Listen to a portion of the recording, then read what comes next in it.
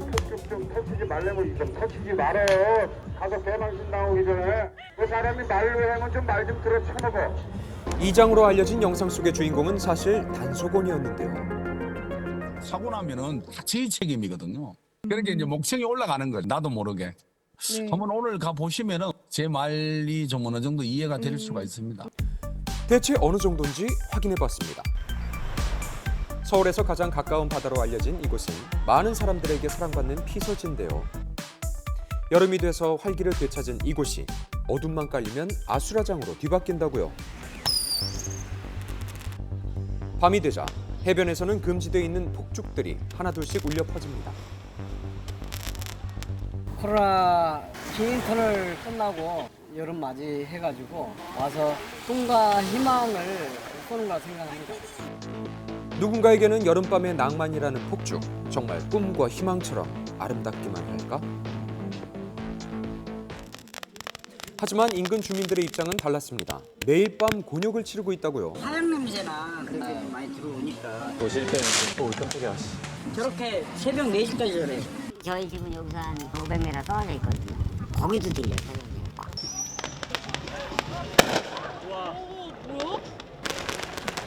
상당하죠. 전쟁 난 것 같아. 피서철만 되면 해수욕장 번영회도 난감하기 마찬가지.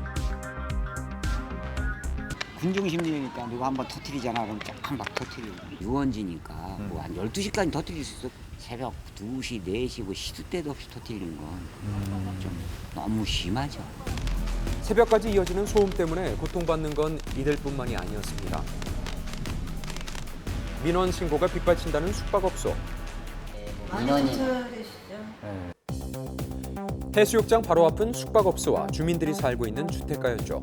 대체 소음은 얼마나 크게 들리는 걸까? 가까운 숙박업소에서 데시벨을 한번 측정해봤습니다.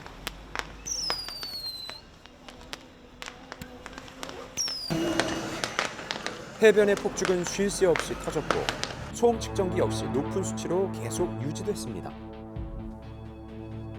끊임없이 터지네요.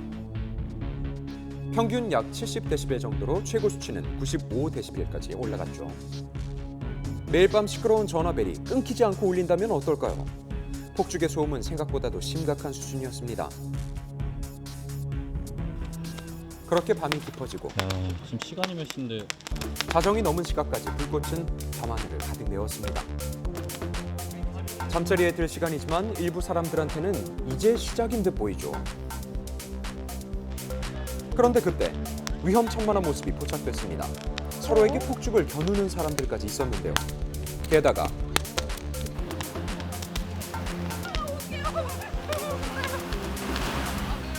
위험하네요.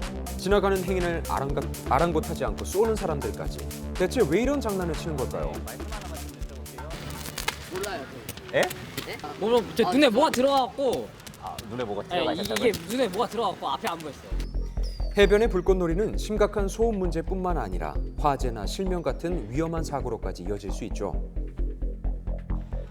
폭죽을 이렇게 터뜨리는 건 해수욕장법에 의거한 불법이지만 판매는 금지 사항이 아닌 것도 문제였습니다. 상인들은 어떤 입장일까요?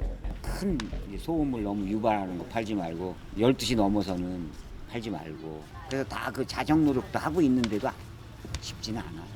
그리고 인터넷에 이게 엄청나게 팔아. 그러니까 인터넷 사와 이만큼씩 사와 아예 그러니까 싸게. 그거 어떻게 말려?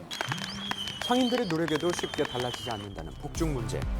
그렇다면 소음 공해에 시달리는 이곳의 주민들은 괜찮은 걸까요? 이 정도 소음이면은 사람이 주거를 하고 있는 분 입장에서는 청각 자체에서도 좀 일단은 영향이 왔다라고 봐야 되는 거죠. 이건 분명하게 검사를 한번 망가진 청각은 회복이 안 됩니다. 대체 소음이 얼마나 심각한지 제작진이 한번 확인해봤는데요. 새벽 4시가 다 돼가는 시각. 한번 들어보죠.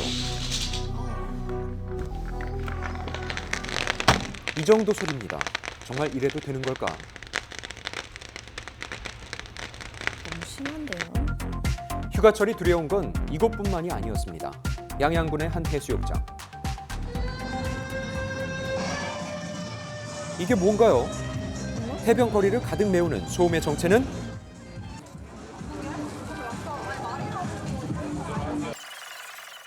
부르지 마. 바로 클럽의 스피커에서 울려 퍼지는 시끄러운 노랫소리였죠. 문을 활짝 열어둔 채로 영업 중인 업소들은 길거리 전체를 클럽으로 만들어놨습니다. 이른바 원정 유흥의 성지라고 불린다는 이곳. 너무 시끄러워서 일부러 피하려고 나왔다가 집에 가려고요. 네? 집에 가려고요. 아, 집에 가려고? 여기 올 것 같지 않아요? 유흥가로 소란스러운 해변과는 달리 바로 뒤쪽으로는 주택가가 밀집해 있었습니다.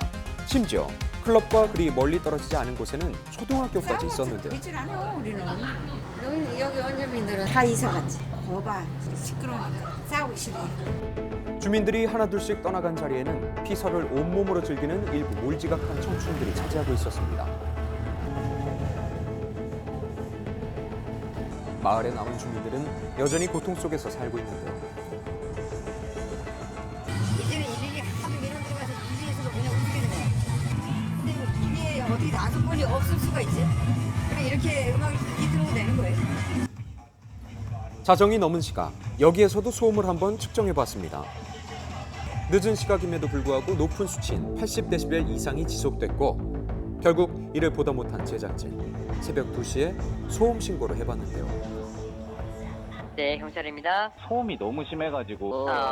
업소에서 소음. 네, 알겠습니다. 빨리 출동할게요. 하지만 한참이 지나도 경찰의 모습은 보이지 않았습니다.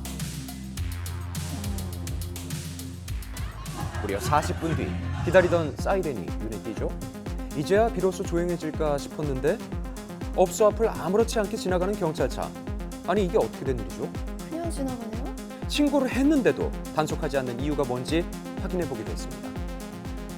그 음악 소리에 대해서는 112 신고를 받고 현장에 출동을 해서 계도를 하고는 있는데 그 시설 기준이라는 게 있어요. 그런 부분은 관할 자치단체인 양양군에서 관리를 해야 되는 부분이죠. 이게 법상으로 수치만 보면은 70데시벨이 넘어가게 되면은 기준 위반이 되기는 해요. 과태료 부과하신 적도 있을까요? 사업장에 대해서는 아직까지는 없습니다. 이 같은 경우는 복합적으로 소음이 맞물려서 하나의 소음도만 측정하기에는 좀 어려움이 있어요. 생활소음 기준 위반이기는 하지만 강력하게 제재하기에는 한계가 있다는 지자체. 달라질 수는 없는 걸까요? 본인들이 이해를 하는 소음이다 보니까 습관성으로 적극적이지 않는 거예요. 그러니까 지자체 입장에서도 휴가 한철에 손님 좀 뭐 저게 시끄럽다라고 해서 우리가 어떻게 제재를 하지? 이런 어떤 게 저변에 깔려버린 거죠. 휴가철마다 뜬 눈으로 지새우는 주민들은 단 한 가지만을 바라고 있습니다. 좋은 거는 있지. 어쨌든 사람이 많이 와서 깡촌에 이렇게 사람이 북적거리는 건 좋지만 도가 지나치면 민폐죠. 제가 보면 법제화를 해야 될 것 같아요. 시간은 정해줘야 될 것 같아요. 2시, 4시에 누군가에게는 자유로운 휴가가 또 다른 이들에게는 끔찍한 악몽이 될 수 있다는 점을 잊지 말아야겠습니다.